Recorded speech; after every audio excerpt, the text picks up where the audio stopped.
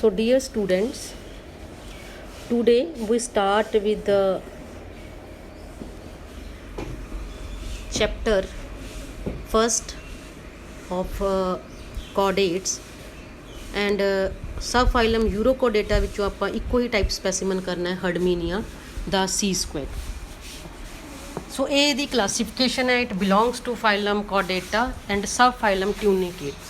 ਸੋ ਇਸ ਕਰਕੇ ਮੈਂ ਟਿਊਨੀਕੇਟਸ ਕਰਕੇ ਹੀ ਤੁਹਾਨੂੰ ਇਸ ਦੇ ਉੱਤੇ ਸਟ੍ਰੈਸ ਪਾਈ ਹੈ, ਕਲਾਸੀਫਿਕੇਸ਼ਨ ਦਿਖਾਈ ਹੈ।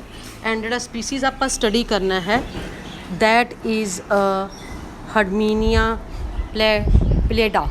ਸੋ ਜਿਹੜੇ ਕਿ ਬਾਕੀ ਹੋਰ ਬਹੁਤ ਸਾਰੇ ਸਪੀਸੀਜ਼ ਨੇ, but we commonly called this species is called as Ascidian, red throat Ascidian, because they having two prominent siphon that protruded from the body. ਇਸ ਨੂੰ ਸੀ ਪੋਟੈਟੋ ਜਾਂ ਸੀ ਸਕੁਐਡ ਦੇ ਨਾਮ ਨਾਲ ਵੀ ਜਾਣਿਆ ਜਾਂਦਾ ਹੈ। ਠੀਕ ਹੈ। ਸੋ ਹੁਣ ਇਹਦੇ ਆਪਾਂ ਕਰੈਕਟਰਿਸਟਿਕ ਫੀਚਰ ਕਰਨ ਲੱਗੇ ਹਾਂ। ਨੈਚੁਰਲ ਹੈਬਿਟੈਟ ਦੇ ਅਕੋਰਡਿੰਗਲੀ ਦਿਸ ਸਪੈਸੀਮਨ ਜਿਹੜਾ ਹੈ that is inhabit the rocky bed in the coastal water of India, and it is a sedentary ascidian attached to the base. So ਜਿਹੜੀ ਹੈ ਆਪਾਂ ਦੇਖ ਰਹੇ ਹਾਂ ਕਿ ਬੇਸ ਦੇ ਨਾਲ ਇਹ ਅਟੈਚਡ ਹੋਇਆ ਹੁੰਦਾ ਹੈ। ਸੋ that is a main thing ਕਿ ਇਹ ਜਿਹੜੀ ਸਟਰਕਚਰਾਈਜੇਸ਼ਨ ਦੇ ਵਿੱਚ ਕੋਲੋਂ ਆਪਾਂ ਗੱਲ ਕਰ ਰਹੇ ਹਾਂ ਕਿ ਬੇਸ ਜਿਹੜਾ ਹੈ ਜਿਸ ਨੂੰ ਕੀ ਹੈ ਫਲੋਰ ਦੇ ਨਾਲ ਅਟੈਚ। ਐਂਡ ਇਹ ਦੇਖੋ ਕਿ this which is written as we can say foot. So ਜਿਹੜਾ ਫੁੱਟ ਹੈ ਇਹ ਰੌਕੀ ਬੈਡ ਨਾਲ ਅਟੈਚ ਹੈ। ਇਸ ਕਰਕੇ ਆਪਾਂ ਨੂੰ ਇਸ ਦੇ ਫੁੱਟ ਦੇ ਵਿੱਚ ਜਦੋਂ ਆਪਾਂ ਸਪੈਸੀਮਨ ਦੇਖਦੇ ਹਾਂ ਸਾਨੂੰ ਕੁਝ ਕੰਕਰੀਟ ਪੈਬਲਸ ਵਗੈਰਾ ਵੀ ਨਜ਼ਰ ਆਉਂਦੇ ਹਨ। ਠੀਕ ਹੈ। So foot act as a balancing organ also. ਜੇ ਥੋੜ੍ਹਾ ਬਹੁਤਾ ਵੀ ਕਿਸੇ ਡਿਟੈਚ ਹੁੰਦਾ ਤਾਂ ਫਿਰ ਉਸਨੂੰ ਬੈਲੈਂਸ ਕਰ ਲੈਂਦਾ।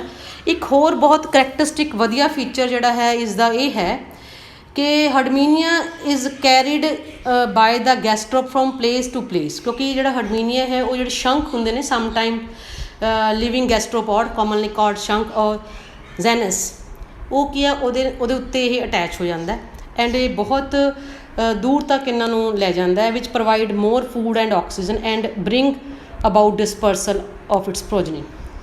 The gastropod ਜਿਹੜਾ ਹੈ ਉਸਨੂੰ ਕੀ ਮਿਲਦਾ, ਸ਼ੰਖ ਨੂੰ ਰਿਟਰਨ 'ਚ ਕੀ ਮਿਲਦਾ, protected from the predator by inedible ਜਾਂ distasteful taste of herdmenia. ਠੀਕ ਹੈ।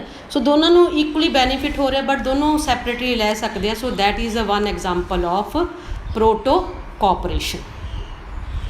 ਹਰਡਮੀਨੀਆ ਬੇਟਾ ਜਿਹਨੂੰ ਅਸੀਂ ਫਿਲਟਰ ਫੀਡਰ ਦੇ ਨਾਮ ਨਾਲ ਵੀ ਜਾਣਦੇ ਹਾਂ, we name as a filter feeder. So filter feeder ਜਿਹੜਾ ਹੈ that is also name that filter feeder.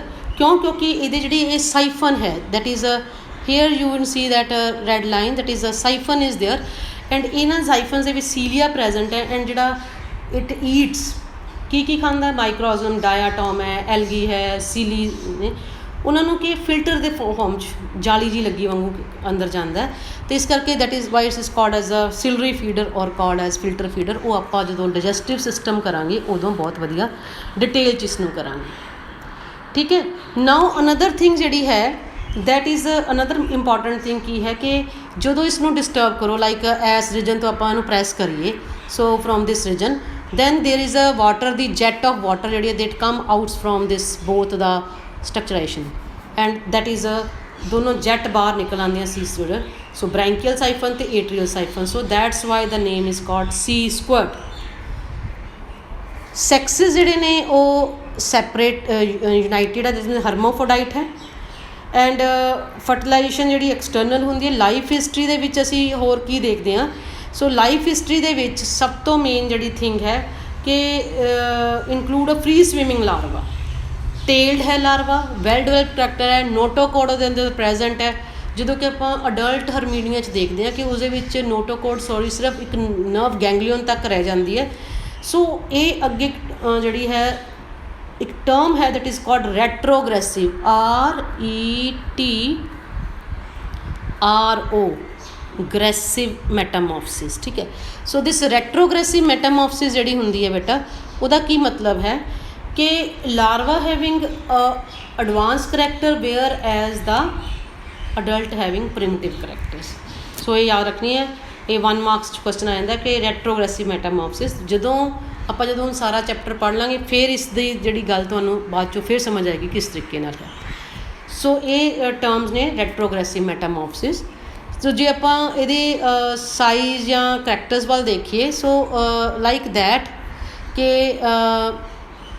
ਸਟਰਕਚਰਾਈਜੇਸ਼ਨ ਤੋਂ ਬਾਅਦ ਜਦੋਂ ਆਪਾਂ ਇਹਦੀ ਗੱਲ ਕਰਦੇ ਤਾਂ ਇਹਦੀ ਅਲੱਗ-ਅਲੱਗ ਕਲਰਸ ਹੁੰਦੇ ਨੇ, ਠੀਕ ਹੈ। So this organism having another structure that is ਇਹ ਇਹਦੀ ਅਲੱਗ-ਅਲੱਗ ਫਾਰਮਸ ਨੇ। ਸੋ ਇਹ it has a purely potato like body, slightly narrow at the fixed than at the free end, near about 6 ਤੋਂ ਲੈ ਕੇ 13 ਸੈਂਟੀਮੀਟਰ ਲੈਂਥ ਹੈ ਅਤੇ 4 to 7 centimetre width ਹੈ। During life it is pink with red patches at there places. ਅਤੇ ਜਦੋਂ ਆਪਾਂ ਇਹਨੂੰ preserve ਕਰ ਲੈਂਦੇ ਹਾਂ ਤਾਂ ਇਹਦਾ ਕਲਰ ਜਿਹੜਾ ਹੈ ਉਹ ਚੇਂਜ ਹੋ ਜਾਂਦਾ। ਇਹ ਲਿਵਿੰਗ ਸਪੈਸੀਮਨ ਦੀ ਫੋਟੋਗ੍ਰਾਫ ਹੈ, ਬਟ ਜਦੋਂ ਆਪਾਂ ਪ੍ਰੀਜ਼ਰਵ ਕਰਦੇ it is become brown in colour, ਠੀਕ ਹੈ। ਸੋ ਨਾਓ ਜਿਹੜੀ ਆਪਾਂ ਪਹਿਲੀ ਫਿਗਰ ਦੇਖ ਰਹੇ ਸੀ, ਇਸ ਦੇ ਅਕੋਰਡਿੰਗਲੀ ਮੈਂ ਸਿਰਫ 2 ਮਿੰਟ ਤੁਹਾਨੂੰ ਇਹ ਦੱਸਣਾ ਚਾਹੁੰਦੀ ਹਾਂ ਕਿ ਇਹਦੇ ਵਿੱਚ ਤੁਸੀਂ ਫਿਗਰ ਨੂੰ ਧਿਆਨ ਨਾਲ ਦੇਖੋ। ਇੱਕ ਸਾਈਡ ਦੇ ਉੱਤੇ ਜਿਹੜਾ ਹੈ ਬ੍ਰੈਂਕੀਅਲ ਅਪਰਚਰ ਲਿਖਿਆ, ਦੂਸਰੇ ਪਾਸੇ ਜਿਹੜਾ ਹੈ ਏਟਰੀਅਲ ਅਪਰਚਰ ਲਿਖਿਆ ਹੈ। ਅਤੇ ਫੁੱਟ ਕੀ ਹੈ ਹੇਠਲੀ ਸਾਈਡ ਦੇ, ਅਤੇ ਉਹਦੇ ਓਪੋਜ਼ਿਟ ਵੈਂਟਰਲ ਸਾਈਡ, ਡੋਰਸਲ ਸਾਈਡ, ਇੰਟੀਰੀਅਰ ਅਤੇ ਪੋਸਟੀਰੀਅਰ। ਦੇਖੋ ਸਾਰੇ ਸਾਈਡ ਆਪਾਂ ਅਲੱਗ-ਅਲੱਗ ਤਰ੍ਹਾਂ ਨਾਲ ਹੈ। So the base or the foot is dirty, often having lot of foreign matter abandoned in that, ठीक है। सो ਜਿਵੇਂ ਆਪਾਂ ਦੇਖਿਆ ਕਿ ਉਹ ਸੈਂਡ ਹੈ, ਸ਼ੈਲ ਹੈ, ਐਨੀਮਲ ਦਾ ਕੋਈ ਜਿਹੜੇ ਡਾਇਟ ਹਾਈਡਰਾਈਡਸ ਨੇ, ਮੁਲਸਕ ਦੀਆਂ ਕੁਛ ਟੁੱਟਿਆ ਹੋਇਆ ਹਿੱਸਾ ਹੈ, ਵਰਮਸ, ਸੋ ਉਹ ਸਾਰੇ ਟਾਈਨੀ ਪਲਾਂਟਸ ਉਹ ਸਾਰੇ ਇਹਦੇ ਫੁੱਟ ਦੇ ਵਿੱਚ ਸਾਨੂੰ ਇੰਟਰੈਪਡ ਹੋਏ ਨਜ਼ਰ ਆਉਂਦੇ ਆ। ਹੁਣ ਜਿਹੜੀ ਸਾਈਫਨ ਹੈ, ਵਨ ਸਾਈਡ ਜਿਹੜੀ ਹੈ the end of the body are drawn into 2 projection, and ਉਹ ਪ੍ਰੋਜੈਕਸ਼ਨ ਜਿਹੜੀਆਂ ਨੇ ਜਿਹੜੇ ਕਿਵੇਂ ਆਪਾਂ ਡਿਫਰੈਂਸ਼ੀਏਟ ਕਰ ਸਕਦੇ ਹਾਂ। ਜਦੋਂ ਆਪਾਂ ਫੁੱਟ ਨੂੰ ਆਪਣੀ ਸਾਈਡ ਵੱਲ ਰੱਖੀਏ ਤੁਹਾਡੇ ਤਾਂ ਤੁਹਾਡੀ ਲੈਫਟ ਸਾਈਡ ਦੇ ਵਾਲੇ ਪਾਸੇ ਕੀ ਹੈ ਜਿਹੜਾ ਸਾਈਫਨ ਆਉਂਦਾ ਉਸਨੂੰ ਅਸੀਂ ਬ੍ਰੈਂਕੀਅਲ ਸਾਈਫਨ ਕਹਿੰਦੇ ਹਾਂ ਅਤੇ ਉਸਦੇ ਓਪੋਜ਼ਿਟ ਨੂੰ ਏਟਰੀਅਲ। ਬਟ ਜੇ ਅਸੀਂ ਇਸ ਚੀਜ਼ ਨੂੰ ਧਿਆਨ ਨਾਲ ਹੋਰ ਦੇਖੀਏ ਤਾਂ ਜਿਹੜੀ ਬ੍ਰੈਂਕੀਅਲ ਸਾਈਫਨ ਜਿਹੜਾ ਹੁੰਦਾ ਹੈ ਉਹ ਲਿਟਲ ਬਿਟ ਸ਼ਾਰਟ ਹੁੰਦਾ ਸਾਈਜ਼ ਦੇ ਵਿੱਚ and has at it's tip, ਠੀਕ ਹੈ।